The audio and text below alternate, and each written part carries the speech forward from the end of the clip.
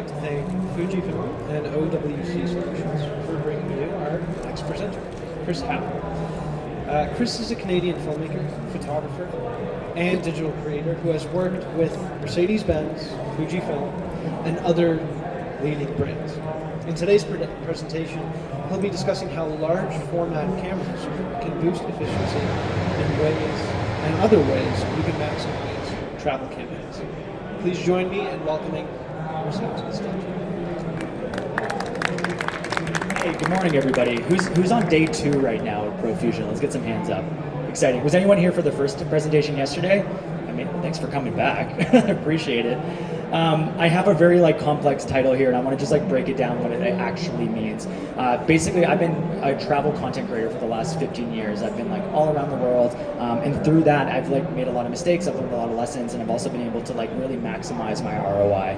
And as this industry keeps changing, I used to be the person that just went on my own trips. I would capture content for one specific idea, and then I would just spend a whole week editing it. So there's a week, 2 weeks of my entire life that had just gone to a single project. And after 15 years, I can now go on a trip and get about 10 projects done, maximize it for 5 or 6 clients, get more ROI, get them happy, get more out of the images, because our industry has changed so much. I loved the days a couple years ago when all I needed to do was one YouTube video and maybe a few Instagram posts. Now I'm delivering 6 shorts contents to different various clients. I have my own content that I'm posting. I have 1 to 2 YouTube videos that are going up. I have a team that works for me on a YouTube channel now.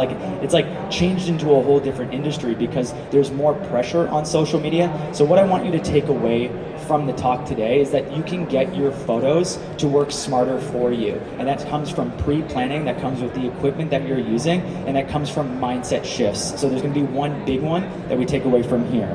So for anybody that is less familiar with who I am, I'm going to go through an introduction. We're going to talk a little bit about how I get one shot to be used for multiple purposes. We're going to be thinking beyond the actual frame itself. How can they actually walk away with technical skill sets and ways that you can shoot so you can get more out of a single shot. So that comes with shooting smarter. And then I'm going to just show you what I'm doing these days with my own real world examples so that you can actually see how I do a campaign right now, literally using one from my time in Alberta 2 weeks ago.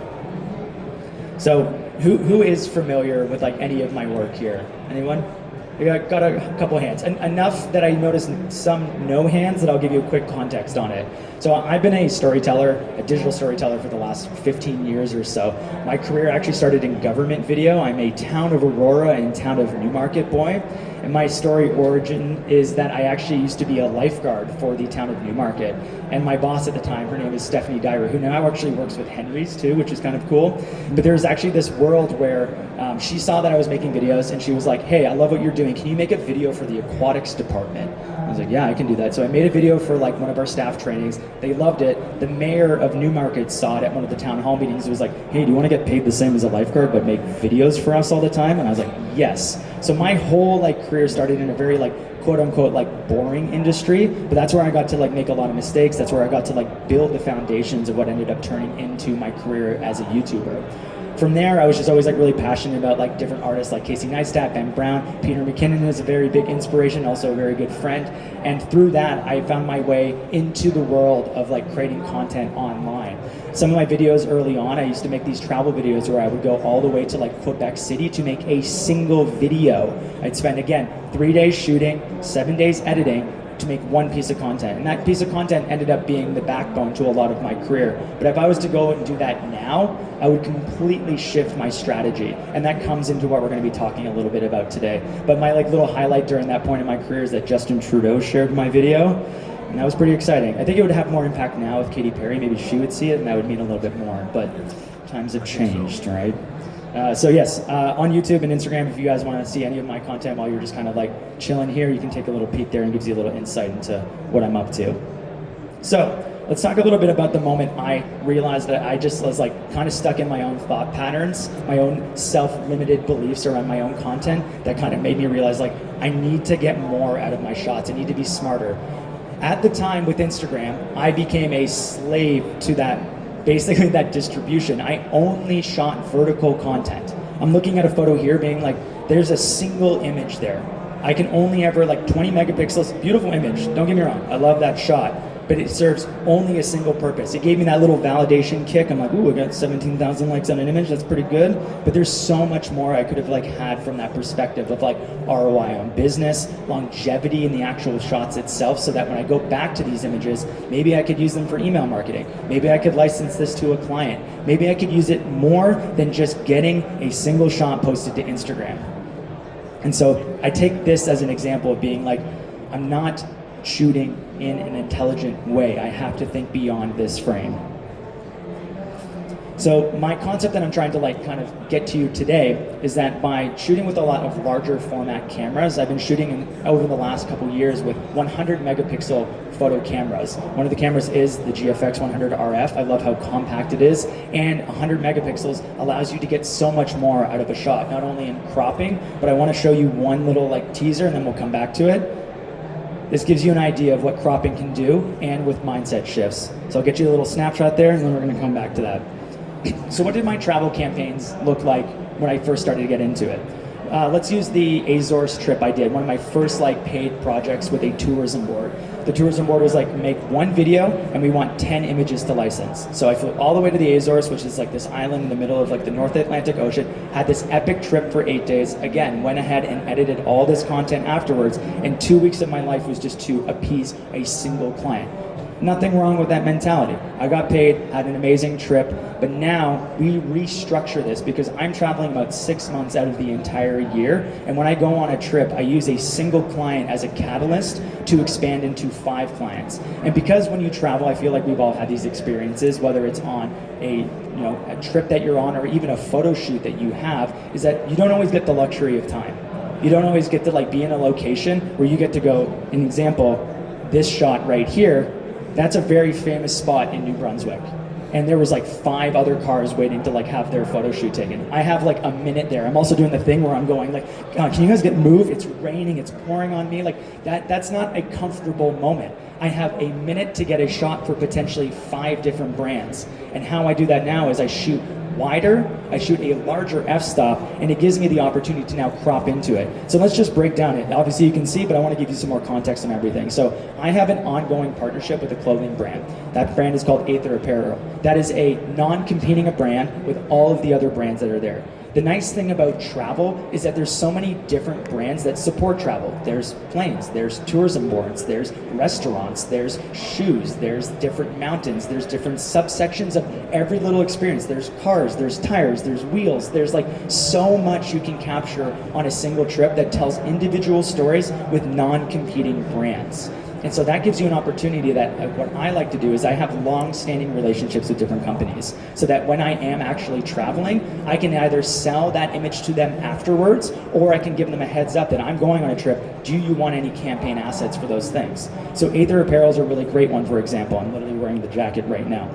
And so they know that I have this equipment, they know I'm constantly traveling, so I can now crop in on this original photo and get a shot that they can license. And because I have an ongoing relationship with Mercedes-Benz and Mercedes-Benz vans, I can now sell that image to Mercedes-Benz vans by cropping in there. Now if we go a little bit wider, we can even sell that image to Destination New Brunswick, who actually ended up licensing this photo. And then because I also have an ongoing relationship with Continental Tires, crop in on that wheel, boom, more money. A single shot was sold to 5 different clients. Now this is not always going to be the luxury. You can still have those moments where you can jump in, get your own shots where you like are getting just the wheels, you're getting just the like car itself. Like, but again, not always the luxury. And sometimes it's an afterthought. You're like, oh man, we were in that location, I forgot to get the shot of the tire. This is a chance where you can have the luxury of a large format to go and crop in. And that's the benefit of picking a piece of equipment like that, is that I can get so much more out of a single shot. And again, because these are my own photos too, I get to post them on my own social media, and because I have a social media account for my car, I can post some content there as well. So I think this is all about having the idea about efficiency. This is about like creative focus. This is all about like maximizing your revenue if you care about this. Again, like I know there's a lot of artists out here that just care about photography. Like you don't always have to be thinking about it being like, oh, this is for brands, this is for, like you can just get more interesting crops and different like styles of shots. You can tell more stories in a single frame. Like for this, when I was in Egypt, I have a wide shot here, but I ended up cropping in on that shot so that Hamilton can use that as like a banner for their emails, because again, because these clients know I have this lifestyle, sometimes they're sending me products and I'm just making sure that I'm wearing them in different shots. And I'm looking at the shot being like, it's kind of a cool shot. I'm by the pyramids. Maybe they would want a shot of that watch in that location. So again, it's about pre-planning, also seeing the vision afterwards. But if you are just an artist, you have the opportunity to have like longevity, more timeless shots. You can actually take this one image and in the future you can crop it and it looks completely different. It looks new to your audience. So rather than feeling like you're reposting old content, crop in on the shot in a different area. Now you got something fresh, you got a new perspective. And I think this is all so important because back in the day when Instagram was just vertical, we're starting to see trends now. Like Threads was not a thing when I was like actually starting to have my like Instagram career to like take off. And on that platform, people really like horizontal shots. So now I have images where I'm like, oh man, I don't even have a chance to like jump back on these like timeless shots, these amazing experiences that I had. Those shots had like a shelf life. I didn't actually support it to have longevity of a shelf life. And I think that's such an important aspect, is that we get caught up in this idea that like gear is going to make us better, but I'm almost positive that all of you right now have the gear that you already need, or at least there's one piece of gear that you actually need that's going to do 80 to 90% of the work. Because how many times, I'm just going to share my own experience, how many times has somebody packed a gimbal in their bag and brought it across the world and never taken it out? My gimbal has seen more of the world than it's been actually used. So that's the thing where it's like, I always have this like backup being like, this is my just in case gear. No. Try to start to focus on the gear that's giving you the best ROI so that it's lighter for you, that it's a more enjoyable experience for you while you're traveling, because most of the time you can figure it out either in post, or you should be thinking about your compositions ahead of time to be like intentional with the gear that you're bringing. But for me, I have a very standard kit of 2 lenses, 2 camera bodies, one of them being this medium format camera right here, and like a couple of action cameras, and then a drone sometimes, depending on like the location. So let's talk a little bit about it, like if anyone is like less familiar with like medium format as a whole, because most of us are going to be shooting APS-C, we're shooting full frame, and like for a long time I never saw the value in medium format until I actually started to like get those files into my computer later and being like, man, I can do so much with this. There's so many different like crop like orientations that I can have. There's like opportunity that when I crop in, it doesn't look low resolution. Like my original trip when I went to the Azores, I brought a 12 megapixel camera. Those images are like, basically, it's like that shot is the only shot you get. Maybe like 10% crop on that image is like the most you're gonna get. It looks like the same image when you even do a 10% crop. Very, very limited options there. So for me, having 100 megapixels as an option means I just can like even make a single carousel out of an image so that I can even swipe and be like, somebody would find that interesting as like something to look at visually. So again, with social media, you have vertical crops, you can do square crops, you can do all of that without losing quality. You can have options for your own web banners, for your email marketing, for clients, because it's so much nicer to send a client a final like DNG. And when I say DNG, that's like when you're in Lightroom, and we're gonna do like a little like live presentation of me actually showing you the different crops that you can have, as well as like how I like to export for clients. But you can have your final edit for a client and then send it as a DNG. The client can have your edit but still go back into the RAW and tweak it, and that means that you can sell that image at a higher valued price because it's more flexible for the client, and that means that they get more value out of the things that you're already shooting. So again, there's even ROI from a revenue perspective, but also just making your clients stoked to be just like, when I was working with Fujifilm on the campaign for this, they're like, shoot all your BTS in 100 megapixels as well.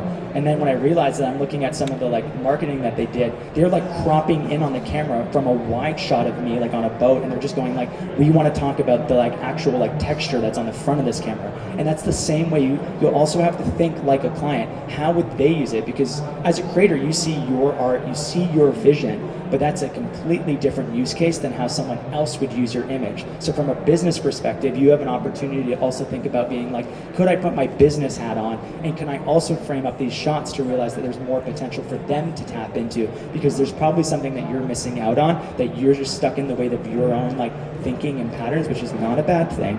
It's just an opportunity to expand beyond that. So again, that full resolution detail, that dynamic range, just gives you a very usable image. And again, we were talking about shelf life before, 100 megapixels. Like one of the big reasons, like everyone would be like, why do you always have the latest iPhone? Well, when I'm traveling to locations, I want to make sure that I have the best image quality with me. And I think about the same thing, is that it will be a very long time, if ever, if I go back to Egypt. But if I want to go back to my like actual like archive of the images that I've taken in those locations, I'd like to have something that has a very long shelf life. Azor's 12 megapixels, images are okay, I can use AI to like up-res them, but it is not the same as actually having like the raw file be as high quality as possible. And because those are once in a lifetime experiences, those are like things that you can't always go back to. For me, I see value in having the highest resolution. And that does have like, you know, compromises. I have to like fill up massive hard drives. You know, 100 megapixels are not small files. So I also have to be way more intentional with how I'm shooting. But I like that I get slowed down because I'm not just spraying and praying. I'm actually creating compositions that are more timeless and have a longer shelf life just in general. So again, I want you to take away being like shoot once and you have the opportunity to deliver many. And delivering many is not always business ROI. Delivering many can also just be like supporting your artistic vision to know that if you just shot a little wider, or maybe you're doing street photography and you don't want to be too invasive like by going and shooting like a stranger, you can step back a little bit knowing that you can crop in on that image later and actually have a composition that's usable for you, rather than being like, I had to nail the perfect frame with only like 10% error. Like, megapixel of like this caliber gives you a lot more room for quote-unquote error or flexibility. So I thought it'd be fun to just show you like a little live demo from like one of my trips when I was in New Brunswick, just to give you like an idea of like what is capable of like a large 100 megapixel photo. So if we jump into Lightroom here, let's just start with this image here that I love this. This is like, again, I shot this as a wide, and I've already cropped in. There's my like 10 to 20% variance of just being like on location with someone behind me being like honking their horn, being like, get off of the road, please. Let me go through this road. I'm like, 1 second. I just gotta get the shot, but I will move. So there's already that quick like little moment that I didn't have as much time to even reframe it. So now I can reframe it, make sure that it looks good. Now we can start to go into like really like, I like the idea of just going in like and cropping as much as possible and just seeing, being like, let's start to like create like different compositions here.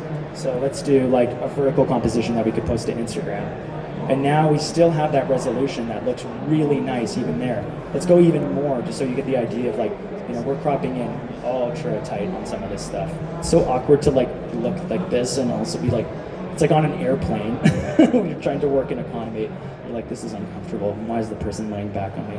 But you get the sense is that there's a lot more opportunity here to even create like different comps that can be used in so many different ways. Like this now becomes the opportunity for a client to be like, I want to use this as a thumbnail for like a YouTube video. Let's even like break this down and use it as like a banner for like something else where you can like fully maximize this shot.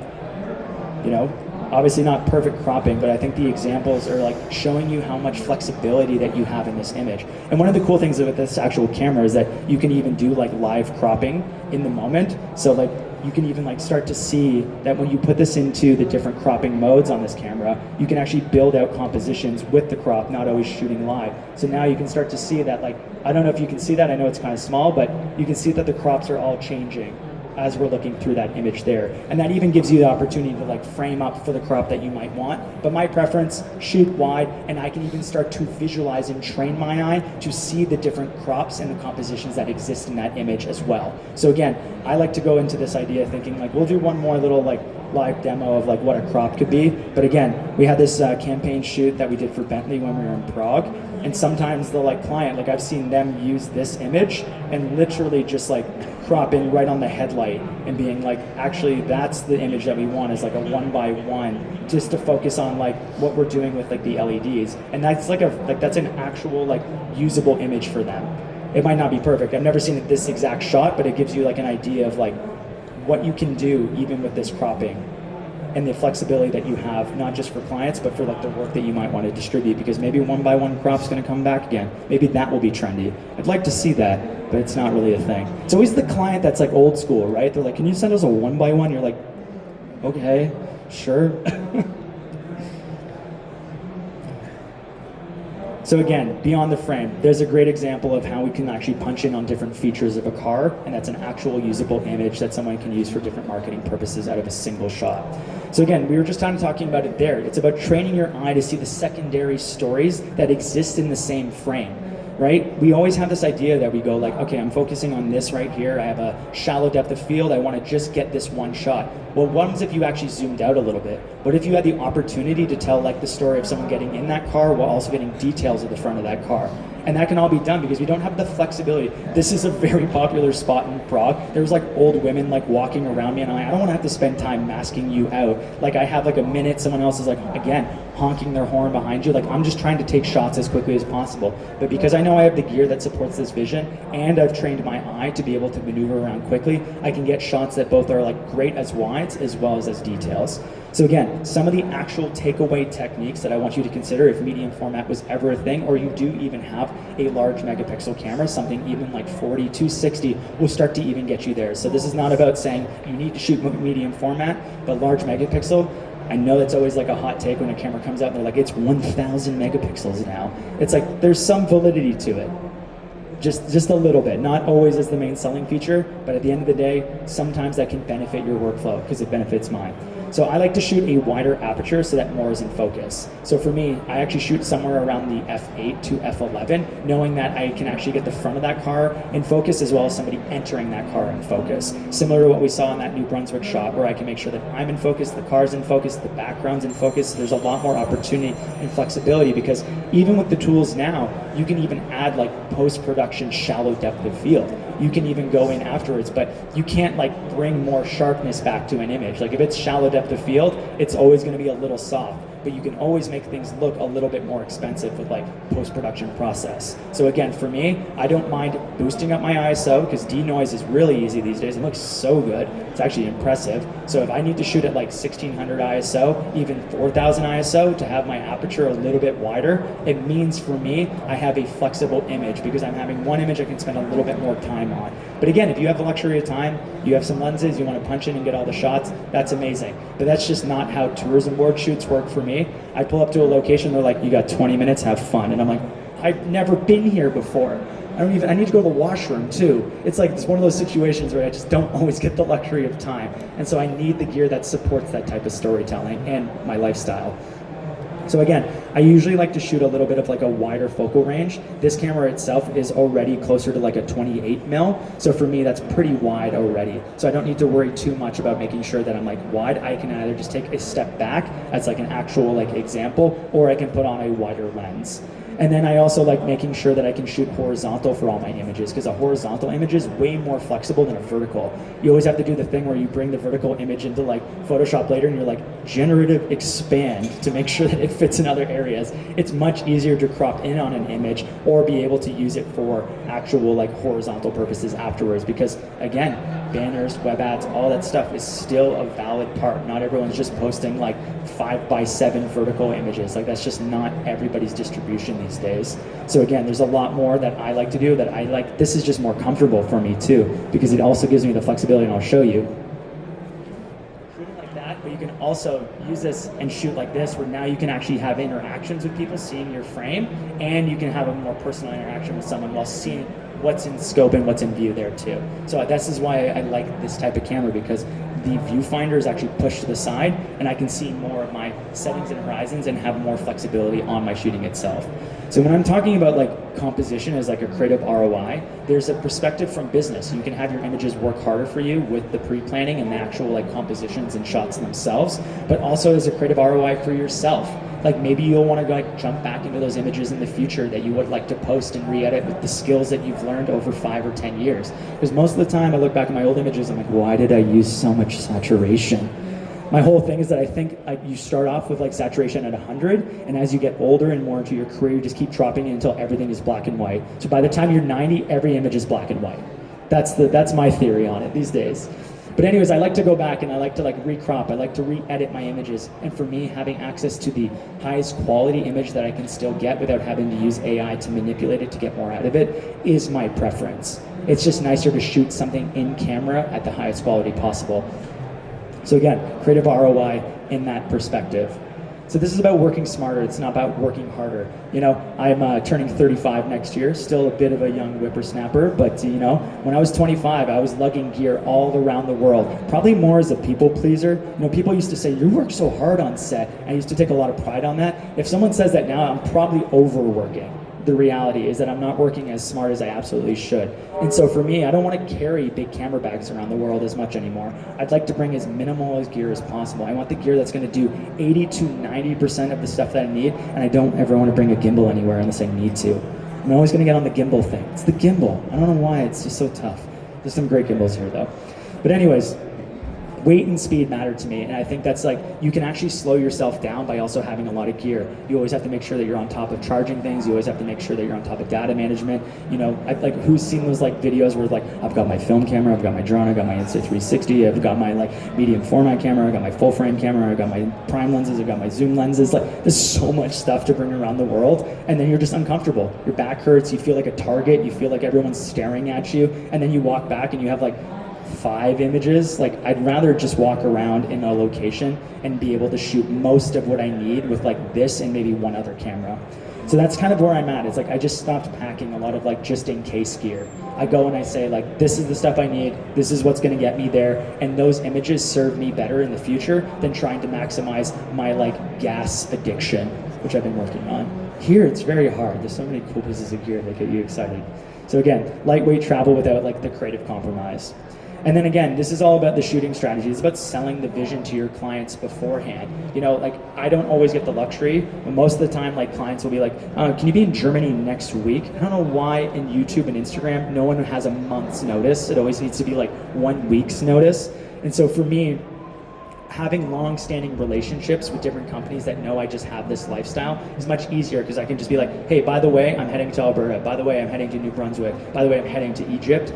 Is there anything that's a good fit? And if they can try to send it in time, great. But if not, I have products that on me that they might want to license afterwards. And if they don't want to license it, it's not a problem, because maybe sometimes I'll notice that there's an image that they're starting to do marketing because something is trending in their area. They're like, that watch is doing really well. People really like the aesthetic of desert. I can then be like, by the way, I have this image. I can find it and send it to them, and they have flexibility to want to license that image afterwards. So it's a comboed approach. It's a hybrid approach, and it's not perfect. Everyone always is like, what's the perfect way to get more clients? It's like planting seeds, and sometimes it's one of those things where you have to like plant the idea of what you do as a lifestyle in order for a company to maybe 2 years later finally have the budget or the understanding of what you do to want to support you on like an ongoing basis. And so that's where I'm at with a lot of companies these days. And sometimes we'll do like cold pitching. Sometimes we'll say like, we're going to this location. I think like this Pelican case would be perfect there. And sometimes they say yes, and sometimes they say no. But most of the time, if you sell your lifestyle, it's a lot easier. And so for me,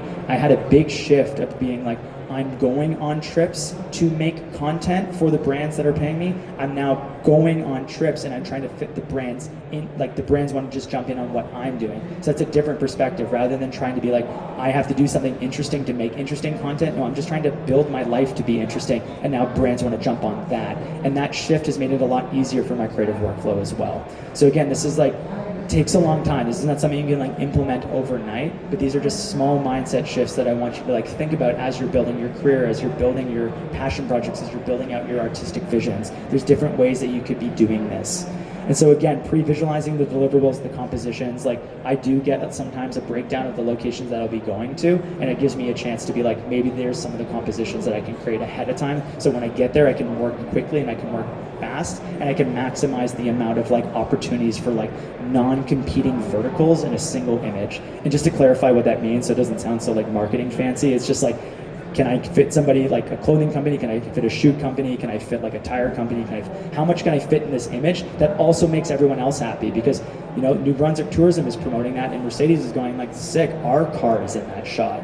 And Continental is going, sick, our tires are in that shot. So you're also benefiting other companies by giving them exposure, because they're going like, great, I didn't have to pay to be exposed to that audience. I was just there in that space, and because there's no non-competes, because there's just completely different brands, it's great. But if you do have brands that are somewhat similar, transparency, I could not argue it enough. Like if you're like, you got 2 camera companies, or you got 2 things that you're working on that kind of overlap, they do not like to see the same things in those shots. So you learn those lessons the hard way. So some tough emails. I don't want that for you. So again, it's about owning, it's not about owning more, it's about planning more efficiently and actually like packing down, because limitation actually gives you more freedom.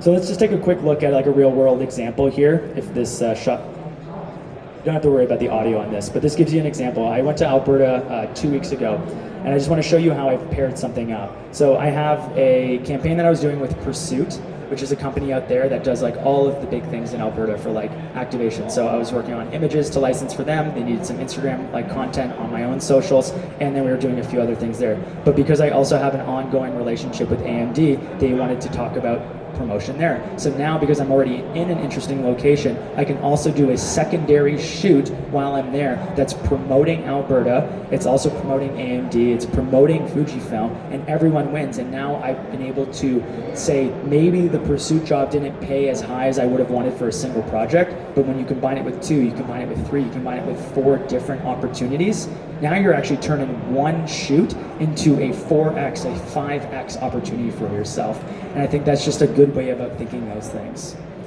So when we're looking at our final thoughts with everything, I just think it's all about like pre-planning. This is all about like multi-output for your crops. This is about selling the vision to your clients ahead of time so they have an understanding of like the lifestyle that you have, the like work you could be doing, the more that you could be fitting into different situations. But this is also about like actually enjoying your trips. Like I have the like privilege of getting to see amazing places in the world, and for a big portion of my career, my memories of these trips was this: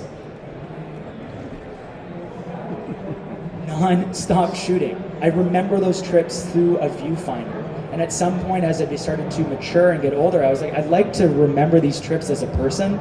I'd like to have my own moments. I don't want to be like constantly people pleasing and trying to maximize everything, but ultimately I just don't want to be looking back on these experiences that I just worked my whole entire life. Because even though it's the greatest job in the world and like I'm so grateful for it, I need to make space to actually like take the camera away for a second and take in the experience and take in the moments and have time with my partner or my friends or whoever I'm traveling with, and that's a big priority to me. So even by cutting, like, let's say I have 20 minutes at a location, I'm going to spend 10 minutes of it shooting. So I'm going to maximize it with the gear that I have, and the other 10 minutes are going to be like eating a peanut butter sandwich and being like, sick view, right? At least I'd like to have that experience in some capacity.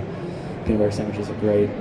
But anyways, shooting raw, keeping metadata organized, and archiving intentionally is a big part of all of this as well. You want to be able to find these images later with good like data management and being able to access them quickly. And so I think this is all about using resolution as like actual creative freedom for yourself, as well as an opportunity for like creative ROI. So for me, this was a bit of a catalyst. That medium format changed the way of how I thought about my business and how I thought about my artistic craft. And on that note, thank you guys so much for your time. I'm going to open it up for questions. I'm more than happy to dive into any aspect of this. It doesn't have to be just focused primarily on resolution. So are there any questions from the audience? Oh, we're going to bring a microphone to you so we can all hear. Hi there. Great presentation, by the way. Thank you so much. So take an example. If you're in like say Milano in Italy, right, and you're taking photos of people, and you got obviously, I don't know, Gucci and all that kind of stuff, right? And you're taking a picture of the person, and they obviously have it to the side. Yeah. And you want to sell that image, but of course you got their face. Is there any concern in regards to legality? How does that work? Or do you chop out their face? And how does that work? Yeah, how I would approach this particular example in my only other context is like, are you shooting a stranger or are you shooting a model? Shooting this, it was like Fashion Week, right? Okay. So there's a number of people that were out there doing photo shoots, but they weren't actual models. They were actually street people. Yeah, it's definitely very nuanced, the question you're asking. So let's just pretend it was a stranger, so I can give you like some context there. Let's say it's just like a stranger who's wearing a great outfit with Gucci. It's like, you can't sell that image. That's like, you can use it for personal use. So if you're in a public space and you take a photo of a stranger, it's totally fine. It's always tough to know what is a private space and what is like a public space. A good example is like an airport is actually a public space. So if you were at the airport shooting photos of people, you can use that for your own like artistic craft. But if you start to benefit monetarily from it, that's when you need licenses, that's when you need everything else. So again, that's why I was like, it's a bit of like a nuanced gray area, because like maybe, like, when you enter a space and they'll be like, filming is on location, you are giving up all of your rights as a person by entering this location. Like that might be the case for Fashion Week, I'm not too sure. But again, like, you would then probably have to like have that model's contact in order to be like, let's like work on this as a deal that if they did buy this image. Or again, if you crop in well enough that they're not like actually visible, don't legally hold me to this, but you probably could use the image if it wasn't like you could tell, but you probably have to crop out every aspect of that person's like visible identity. Okay, thank you. Yeah. Any other questions? Yeah, hello. I really like the presentation. My question is, when you started photography, what was your plan and how you took it this far, and what you would like to give advice to the ones who are starting photography? Yeah. For me, I definitely had this like ambition that I was like, my only goal was ever to be like, I'd like to travel the world and get paid for it, which is like, I feel like a lot of people have this like goal, but I was very unabashedly afraid, like not afraid of like pursuing that. But I think a really big thing, something that resonated with me just for a very long time is like someone said to me like, if you want it, you will make it happen. And if you want it bad enough, you will do it.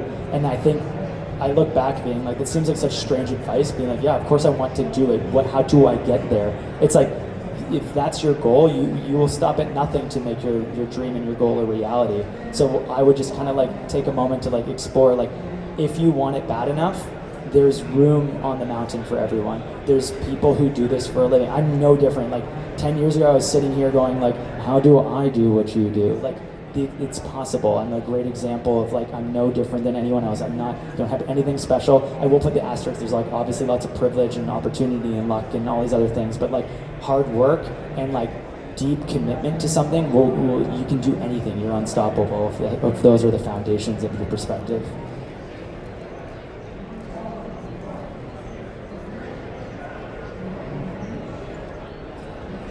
I appreciate the presentation. It was really great. Thank you.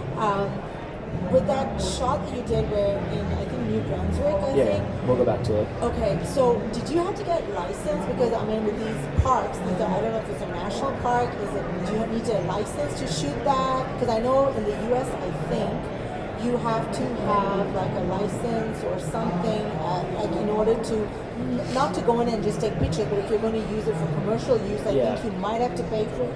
So you've done like 5 pictures out of that, which is great, but did you have to get special licensing in order to shoot out in New Brunswick or any other place like in Canada? Like, I mean, it all depends on the location. This location isn't a national park or anything like that. It's just like a popular destination. There's like a restaurant like 2 minutes beside, like literally like if you turn that way, there's like a restaurant right there. Like it is just a popular view. And because this is a like partnership with Destination New Brunswick, like they already have their like, if they're going to use that for anything else, like they have access to all of that stuff. So they are like, go and shoot whatever you need to shoot. Just don't shoot it with a drone in the national parks. Like they will help on the back end there, and that's where that kickstarts. It's like, I'm not going on a trip to New Brunswick and selling like this. This particular project that you're looking at right here started as a Destination New Brunswick paid campaign. So then when I get the paid campaign, I build out everything else around it. Yeah, it's kind of like any one of these could be the catalyst for the next one. Like, I'll give you another example of like, we worked with like Oppo, which is like a cell phone company, and like they wanted to do a campaign, and so then I went ahead and said like, I'd like to go to Iceland, and then different brands from Iceland, like hotels as well as like the tourism board, provide support, and they go like, hey, how amazing it is that we're going to get assets as well, but we didn't actually have to like pay as large of a fee for something. So you're helping out brands by spreading out the like weight load or the financial load for a lot of companies. And like the same thing, like we were doing a project with OnePlus one time, and the Tourism Board of California was like, we'll pay for all of your travel expenses. So like helicopters, sick cars, like all these amazing things, because the brand is paying us all the fee, and now the expenses to make interesting content are coming out of someone else's pocket that has access to a lot. And a lot of times tourism boards just want to provide like PR support, where they're just going like, come to this location, but we can't actually pay you for these assets, but then you can do an exchange of services in that way. So we like to spread the like actual like weight financially across a bunch of different brands, because like, you know, Aether Apparel is a smaller brand. They don't have the budgets of like a North Face. They don't have the budgets, but like, I love that brand. I love their stuff. I believe in it. So like, I can find ways to just wear that clothing in my lifestyle already and still find ways to get small licensing while supporting a company that I also care about. So again, this is like a multitude of a bunch of different ways of like spreading the load out for like the entire project itself, while also boosting your own revenue and keeping the clients happy. I know I didn't fully answer your question, but licensing, like for locations, sometimes you do need permits wherever it is. Yeah. depends on the spot. Sorry, my apologies, I can't hear you. I think we'll have to just move to the next question. Well, let's chat afterwards. I'm just wondering who the primary contact is. I've got a shoot in motion, and it would be like, say, if you're doing it for a cosmetic company, a fashion company, or a sports team, something like that, and you're doing a creative shoot that will, be something that they could use for an advertisement. So who would be the first contact? If they don't know you, you've been shooting for years, but if they don't know any of your work, who would be the first marketing communications that you would try and pitch it to?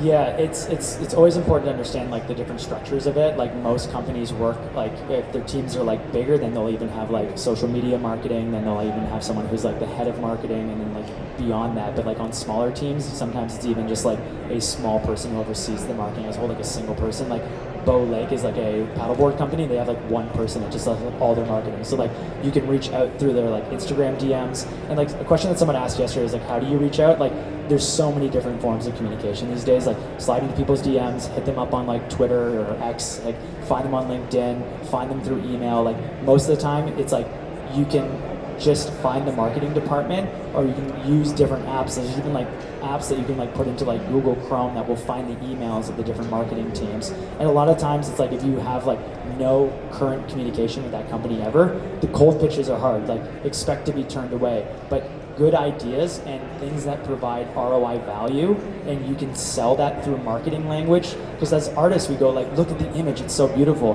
A marketer goes like, how does this make me money?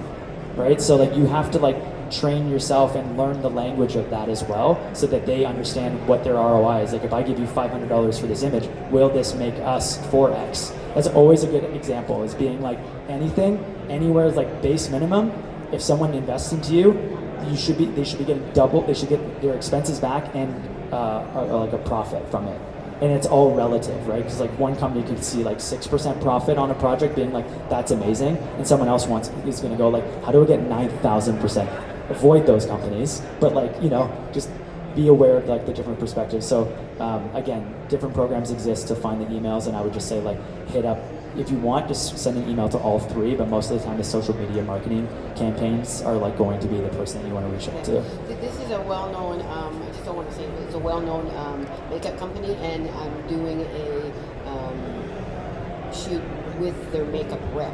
Nice. So that's why I was wondering how I can tell this individual, I think our next step should be, or ask her. Yeah, let's jam on this one-on-one for a second after. Is there any other questions for the audience?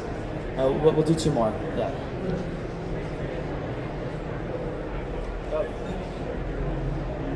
This is the Fujifilm GFX 100 RF. If you guys want to go and play with it, it's actually at the Fujifilm booth over there. I'm also doing a photo walk in the next little bit. So if you guys want to come and join along, I think it's already sold out for like the camera use, but I don't mind having a few people like join us on our walk as well. It's not a problem.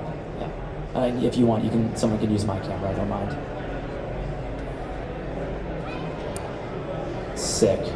Love that. We'll do the last question.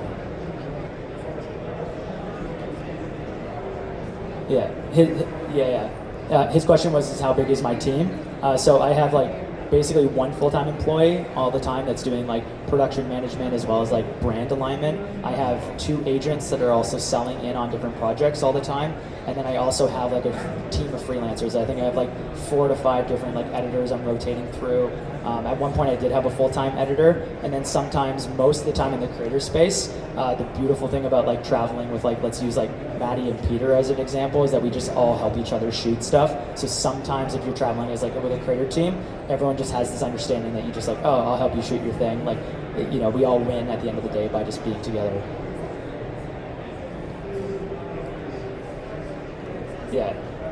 His question was, by editors, do you mean photo or video? I kind of have a bunch of different ways that I approach it. Sometimes if I'm just like, I've been very busy this year, so sometimes I just have to like have Matt on my team, who is my full-time employee. He's also an incredible photographer and video, like in editing editor for photos, so sometimes he assists me on my photo edits. But if I can and I have capacity for it, I try to edit all my own photos just as like a artistic vision.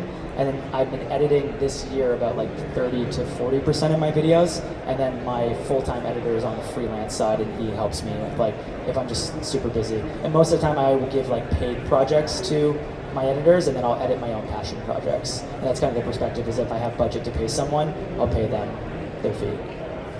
So yeah. Thank you guys so much for coming out. I really, really appreciate everyone's time. Thank you.